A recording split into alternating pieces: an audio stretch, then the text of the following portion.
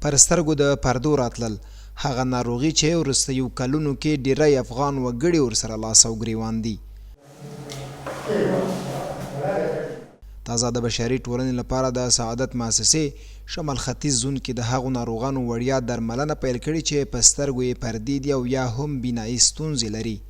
د نوموړې مؤسسې د مسؤلینو په وینا تیره یوه میاشت کې د 250 تنو ناروغانو د سترګو عملیات ترسره کړي او یا د لړۍ بعد 3 میاشتې نوره هم دوام وکړي.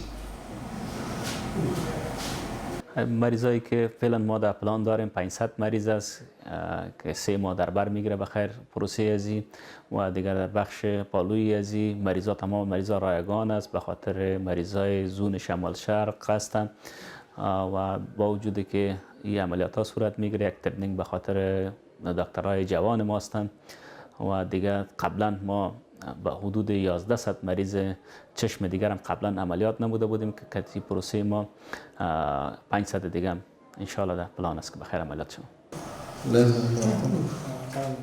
ورته مهال د سترګو په دغه عملیات خونه کې میشت روغتیا پالان وای له نړیوالو معیارونو سره سم د ناروغانو د سترګو عملیات ترسره کوي. دغه روغتیا پالان عملیات شو ناروغانو ته په راتلونکي کې یو لړ مهمې سپارښتنې لري. فقط به محیط صحی خود توجه بکنن، مثلا از شعاع آفتاب خود نگاه بکنن، از گرد خاک خود نگاه بکنن، مثلا به صحت چیز خود توجه بکنن، فشارشان بلند نباشه، شکر نداشته باشه. دیگه این عواملی است که سبب به وجود آمدن کاتاراکت میشه یا پرده میشه که اینمی پیام ما به مردم ما که به صحت خود به سلامتی خود بسیار زیاد توجه داشته باشن. لا دې سره د روغتون کې یو شمېر ناروغ لرونکي خوښ دي چې په وړیا توګه د کورنۍ د غړو درملنه کیږي. دوی له نورو مؤسسو هم غواړي تر څو د ورته ناروغیو د وړیا درملنې په برخه کې ګامونه پورته کړي.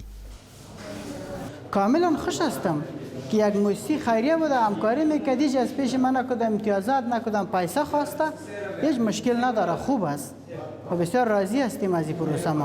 ما اینجا آمدیم یک 2 تا مریض چشمش عملیات کنیم، رایگان است، خاطر که رایگان است و آمدیم دیگه چشمش عملیات کنیم دیگه رایگان است، پیسه نمیگیره، خاطر رایگانی آمدیم. ویل کېږي د بشري ټولنې لپاره د سعادت مؤسسې د غزون کې له دې وړاندې هم په 2 بېلابېلو پړاوونو کې د شاوخوا 1000 تنو هغو وګړو درملنه کړې وه چې د سترګو ناروغي یې درلوده.